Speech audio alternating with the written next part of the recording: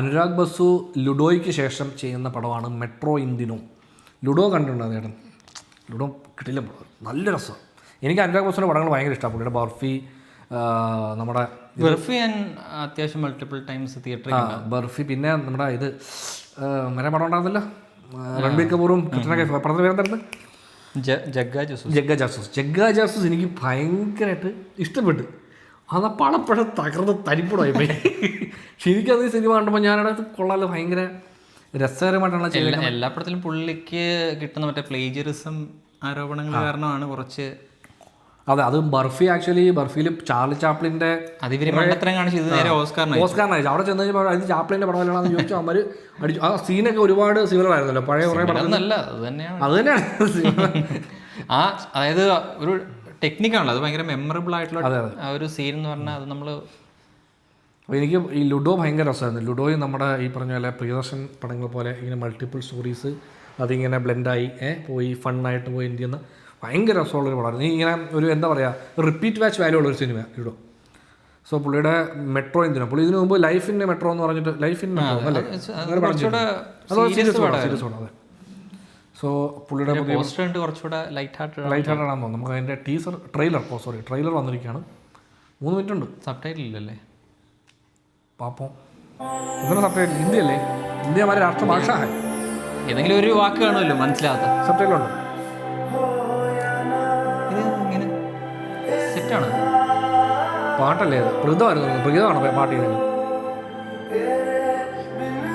കൊണോണാസൻ കൊങ്കണാസൻ പങ്കജ് ത്രിപാഠി മോനെ, മീന ഗുപ്ത,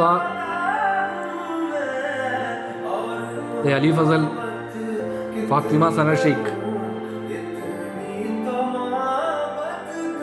പുള്ളിക്കാരി ലുഡോയിലുണ്ടല്ലോ. आजकल का प्यार कंफ्यूजिंग है, इसलिए कुछ चीज चाइनीज शेजवान मसाला डोसा. चलो चेन्नई से चाइना सब कवर कर लिया, लेकिन रहा कहीं का नहीं. किसी के साथ तो लाइक जब प्यार तो हुआ होगा राइट. पता कैसे चलती है? हार्ट बीट फास्ट हो जाना, नींद नहीं आना, भूख न लगना, ये कैसे पता कि वो प्यार है कि गैस हो गई है?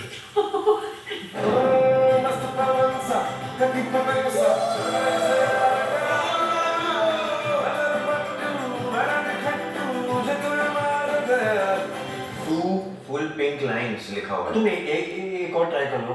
तुम ट्राई कर लो ना, मेरा बैटर खाली हो चुका है. खाली नहीं रखोगे मुझे? अब क्या रोकने का फायदा? ना वो उम्र रही, ना वो शहर रहा. उम्र तो बस एक गिनती है परिमाण.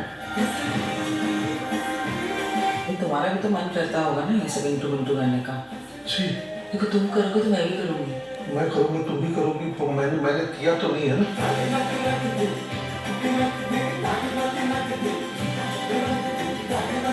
പുള്ളിയോടല്ലോ മറ്റേ Please look at me now when I'm talking to you. इंसान का इवोल्यूशन हो चुका है, कान से सुनते हैं, आंख से नहीं. किसी के साथ पूरी जिंदगी गुजारने के लिए बार बार प्यार में पड़ना पड़ता है उसी एक इंसान के साथ. You are a commitment phobic man child. डरते हो, फट्टू हो.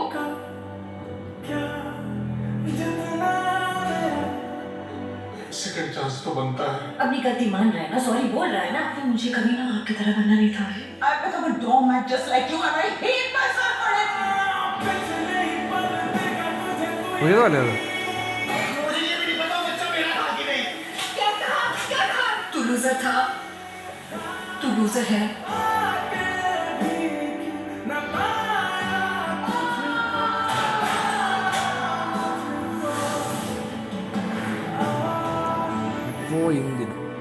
ये सारा शहर जितना हमें देता है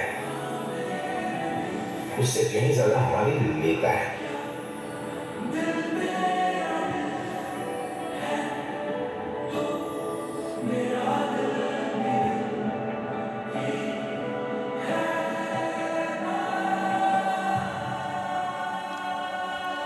ജൂലൈ 4 ഈ പടം എല്ലാം നെറ്റ്ഫ്ലിക്സിന് പോയ പടമാണ്. നോക്കി, എല്ലാം നെറ്റ്ഫ്ലിക്സ് ബാങ്ക്രപ്റ്റ് ആകുമെന്ന് തോന്നുന്നു. അതെ, ഈ വേണ്ടി പടം എടുത്ത് വെച്ചേക്കുക അവസ്ഥയിലെത്തി അവർ.